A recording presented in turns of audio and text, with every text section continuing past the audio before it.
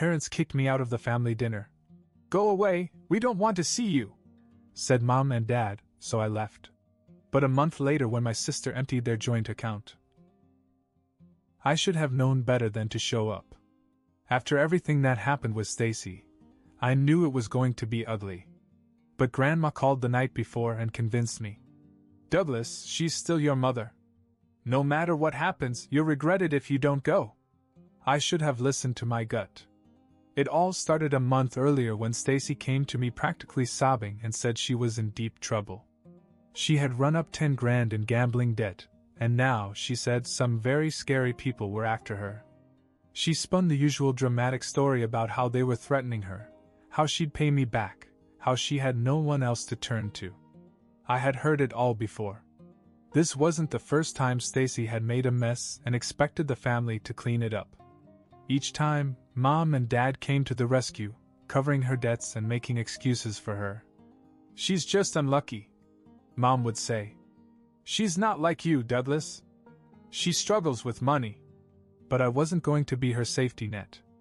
Not this time. When I told her no, her whole demeanor changed in an instant. The tears dried up and suddenly I was the worst person in the world. "You're my brother. How can you just stand there and let them come after me?" I told her the truth. "Because this is your fault, Stacy. You always do this, and I'm not going to fix it for you." That was all she needed to hear. She ran straight to Mom and Dad and twisted the story like she always did. The next night my phone rang. I didn't even get a hello before Dad started yelling. "How could you turn your back on your sister? She's family." Mom jumped in. "You have the money, Douglas. You're just being cruel." I told them the same thing I had told Stacy. "She did this to herself. If you want to bail her out, go ahead. But I'm not." That was the start of the silent treatment. I was completely frozen out. When I texted, I got short, cold replies. When I called, they didn't pick up. Then Mom's birthday came around. I had no plans to go. But Grandma convinced me to go, and a small part of me thought maybe they'd cooled off. Maybe a month would be enough time to move on. I was dead wrong.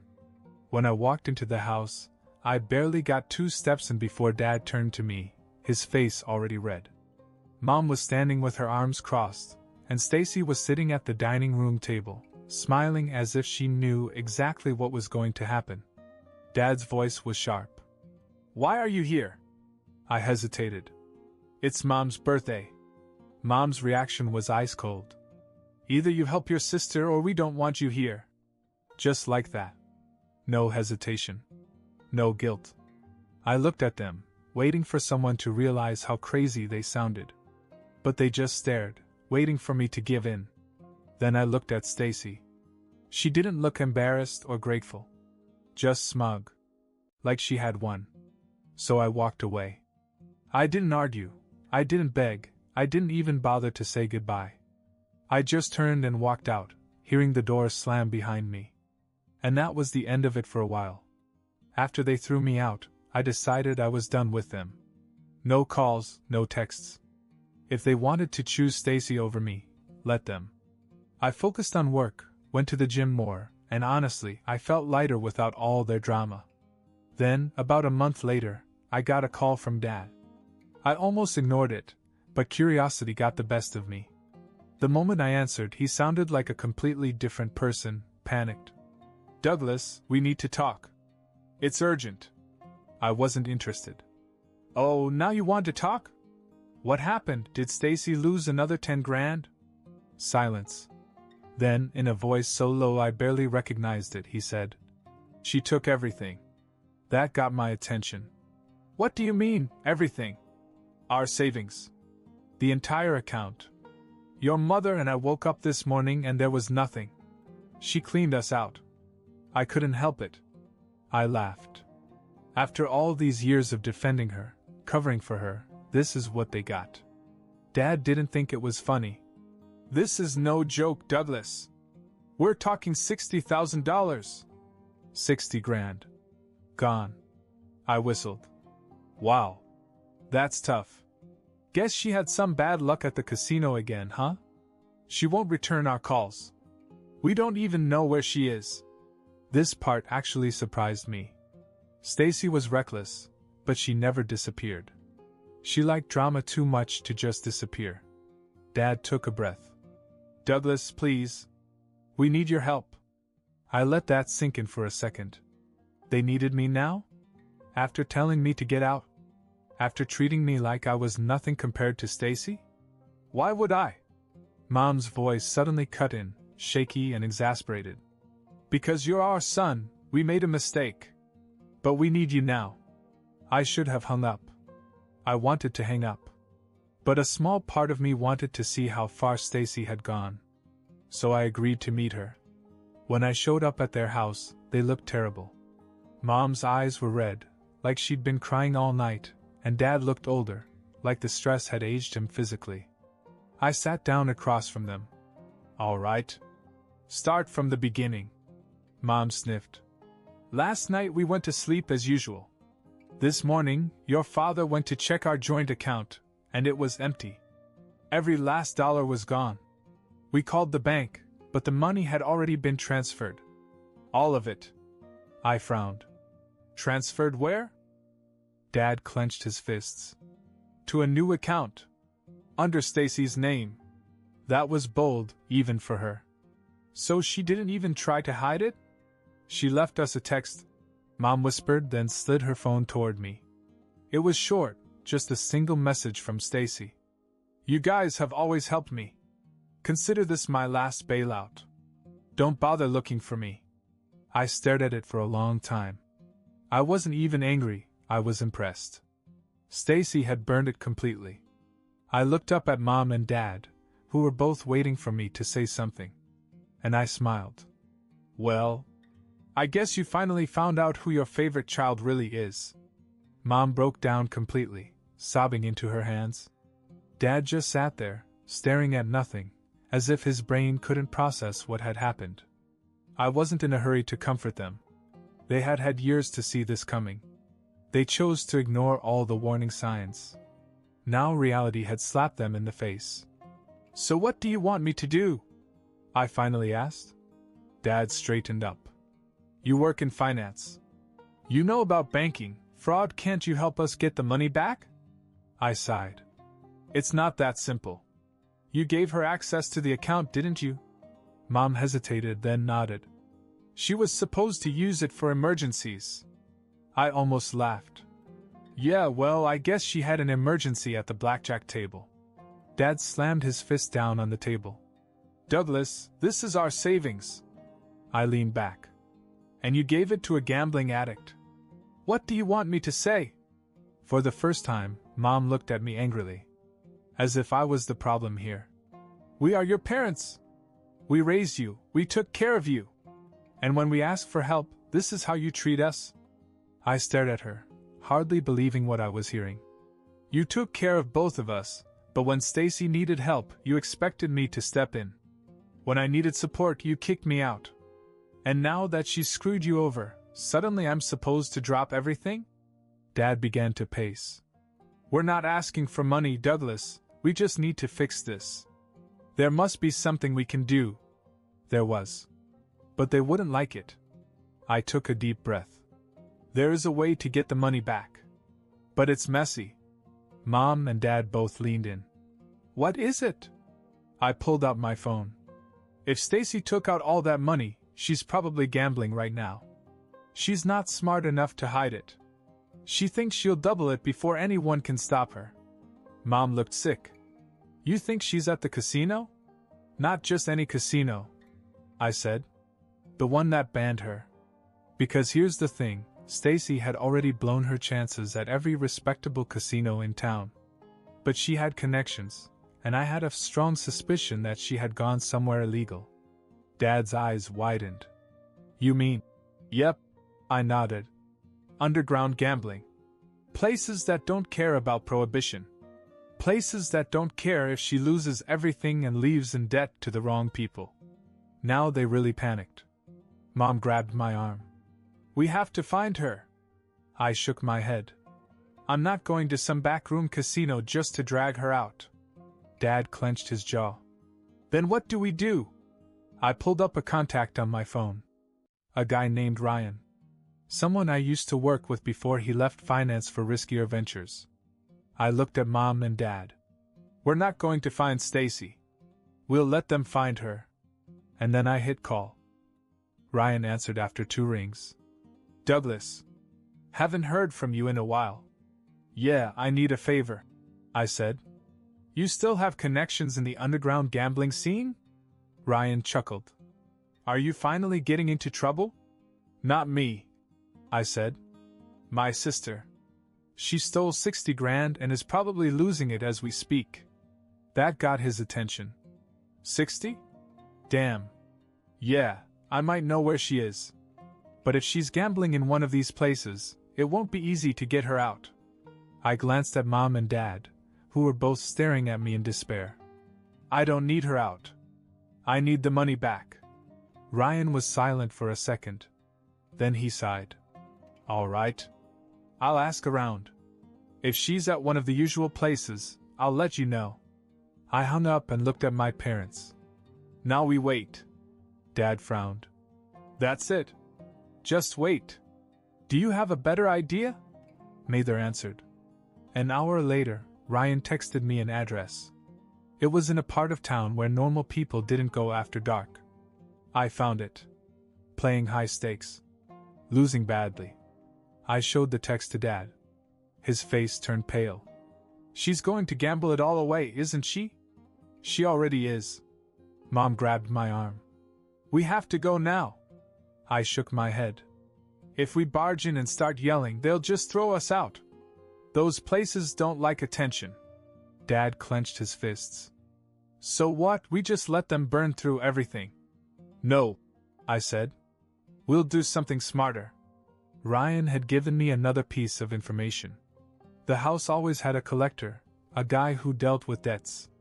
And in these illegal places, debt wasn't just, pay us when you can. If Stacy lost more than she had, they would own her. And she was definitely losing more than she had. So I made a call. Not to Ryan this time, but to the collector. A deep voice answered. Who is this? There's a girl playing there tonight. Stacy. Blonde, mid-30s, loud. I'm her brother. A pause. Then a dark chuckle. Yeah, we know her. She's very generous with her money. Are you calling to cover her losses? Not exactly, I said. But I do have a business proposition for you. Another pause. Then, I'm listening. I grinned. What if I told you that I could make sure that Stacy pays every cent she owes, but not in a way that puts you at risk? I could feel the interest on the other end. Go on. I glanced at Mom and Dad, who were both watching me anxiously. She stole the money, I continued, and my parents want it back. But I guess she's already down to her last few grand, right? The collector sighed. Pretty much. That girl has no self-control. Exactly, I said. So here's what we do. You let her keep playing. Let her dig her hole so deep she can't climb out. And when she finally realizes she's screwed, you let her parents bail her out. Now I had Dad's full attention. The collector chuckled again. And why would we do that? Because my parents are desperate. They'll do anything to get their money back. And when they realize they have no other choice, they'll pay off their debt. Every single cent. I could hear the wheels turning in his head. And what do you get out of it? I grinned.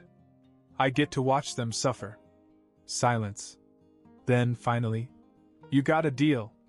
I hung up and turned to Mom and Dad. Pack your wallets, I said. Because in a few hours, Stacy will be coming to you for help. And for once, you're going to say no. We sat in silence, waiting.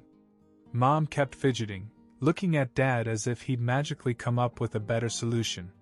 Dad just stared at the floor, his jaw clenched.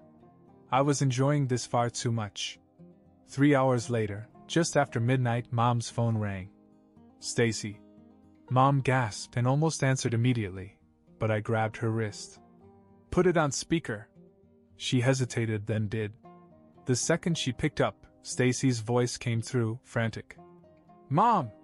Mom, you have to help me! Mom's hand shook, but I held up a finger, silently telling her not to break. Dad spoke instead. What's wrong, Stacy? I screwed up, okay? I lost everything, and now these guys won't let me leave. They say I owe them 20 grand on top of what I've already spent. I don't have that money. I could hear voices in the background, deep and serious. The collector was doing his job. Please, she sobbed. You must send me the money. Now. Mom looked like she was about to break. Dad wasn't far behind. I leaned in. Ask her where the 60 grand went. Dad swallowed hard, then asked, What about the money you stole from us? Stacy sniffed. It's gone. I tried to get it back. I thought if I could just... I cut in. Let me get this straight. You stole our parents' life savings, blew it all in a single night, and now you expect them to cover more of your debts? Stacy froze. Then, as always, she changed tactics.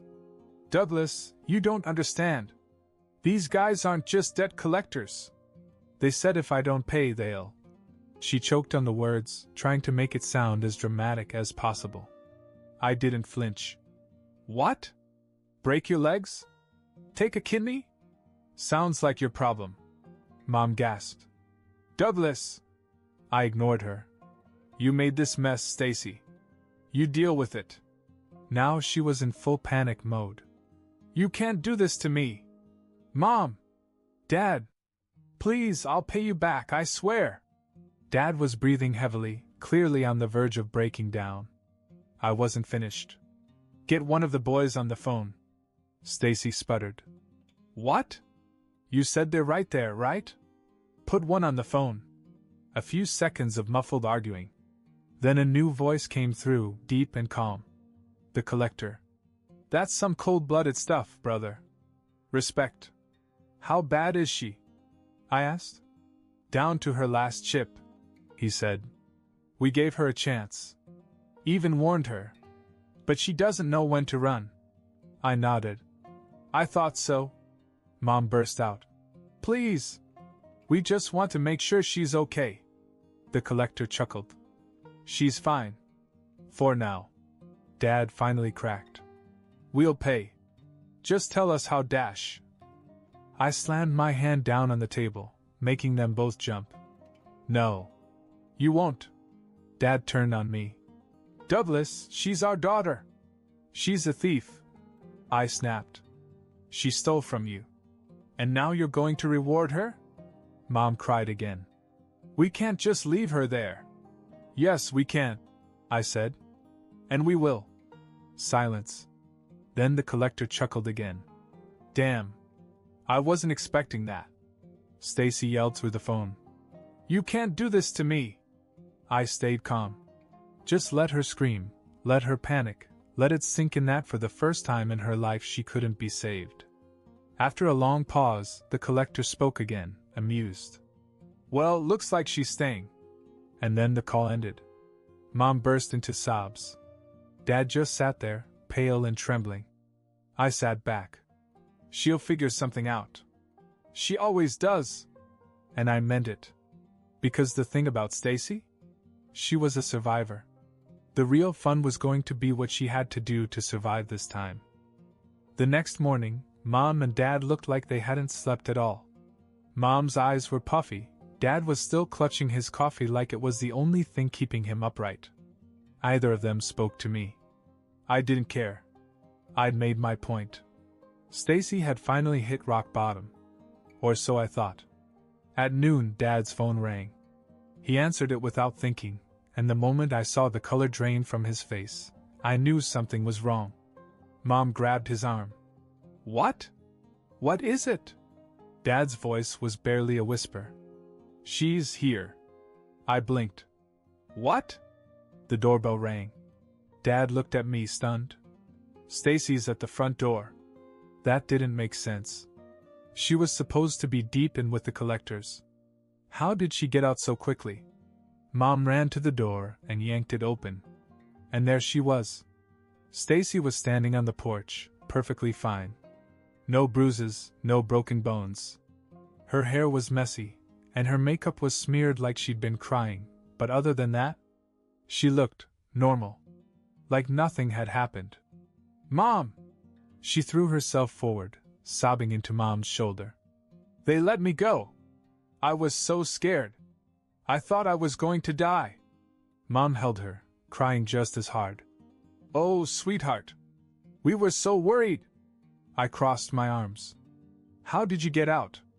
She looked up at me, eyes full of fake innocence. "They just let me go. I don't know why." I narrowed my eyes. "Bullshit. Stacy never got out of consequences that easily." Dad frowned. "But your debt." She wiped her face. "They said it was okay. That they didn't need it anymore. They just told me to go." Now I knew she was lying. Casinos, especially illegal ones, don't just walk away from debts. That's not the way they work. Something was wrong. I checked my phone and scrolled to Ryan's number. If something shady was going on, he'd know. Before I could call, a black SUV pulled up to the house. The engine shut off. The back door opened. And a man got out. Not just any man. The collector. Tall, broad, wearing a suit like he was attending a business meeting instead of chasing down debtors. He adjusted his cufflinks and walked up the driveway like he owned the place. Mom gasped and pulled Stacy behind her. What's going on?" I already knew.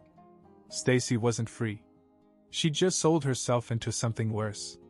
The collector stopped in front of us and gave me an amused look. "You're a smart guy," he said. "Figured you'd figure it out." I clenched my jaw. "What did she do?" He grinned. Then he turned to Stacy. "You gonna tell them, honey? Or should I?" Stacy didn't look at us. Mom grabbed her shoulders. "Tell them what?" The collector chuckled softly. "Well, your daughter is broke. No money, no assets. But she did have one thing of value." Mom paled. "What does that mean?" Dad's hands were shaking. "Stacy?" She finally spoke, her voice small. "I made a deal. I told them I could work for them. Pay off the debt, some other way." Mom's face twisted in horror. No, honey, you didn't." "Relax," the collector said. "We're not doing anything illegal." Then he looked at me, eyes gleaming.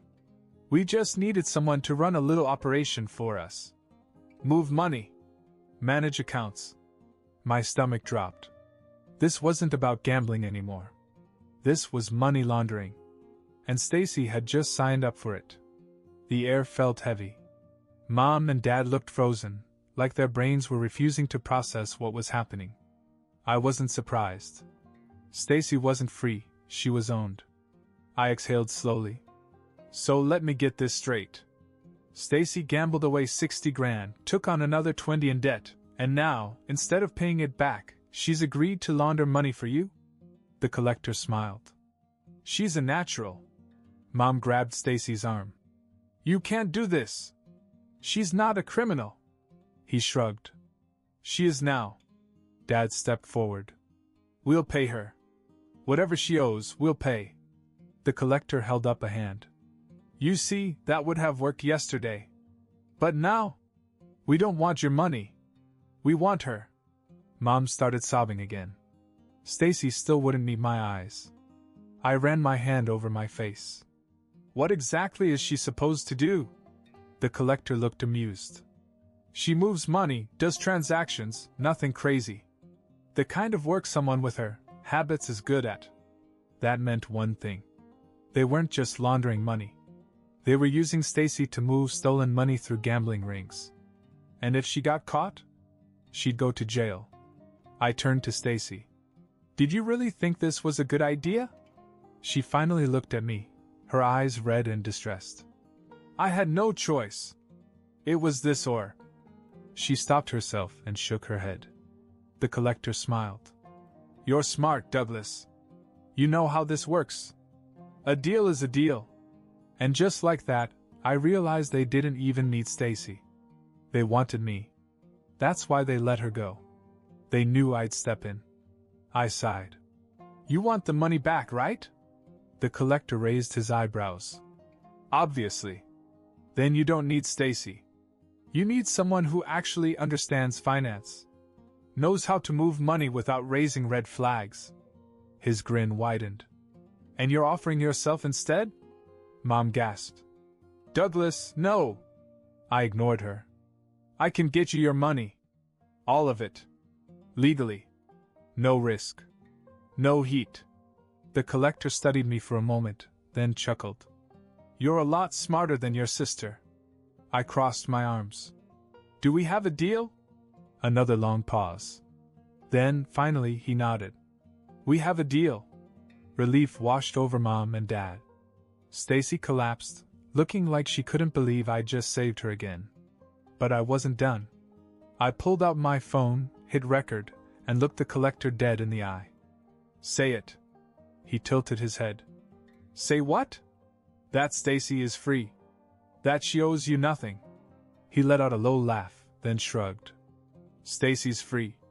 She owes us nothing. I stopped recording. Perfect. Now get out of here. The collector smiled, but didn't argue.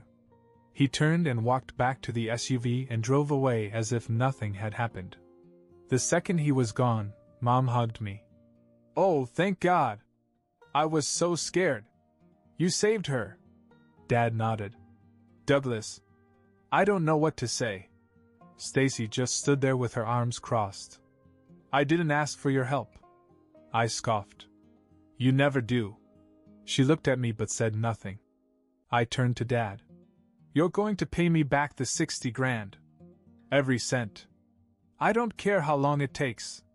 Dad swallowed hard but nodded. Mom wiped her eyes. But what are you going to do? You promised them you'd get their money. I grinned. Oh, I'll get their money. Just not the way they expect. Stacy frowned. What do you mean? I pulled up my contacts and dialed a number. The phone rang twice before a voice answered. This is Detective Harris. I smiled. Hey, Detective. I've got a tip for you. Some very interesting people are moving dirty money through underground casinos. And I know just where to find them. Stacy's face turned pale. Douglas, what are you doing? I met her eyes, completely calm. I'm burning it all down. Mom gasped. Dad's mouth fell open. Stacy took a step back. I just turned and walked out the door. Because I was done playing their games. This time, I was the one in control.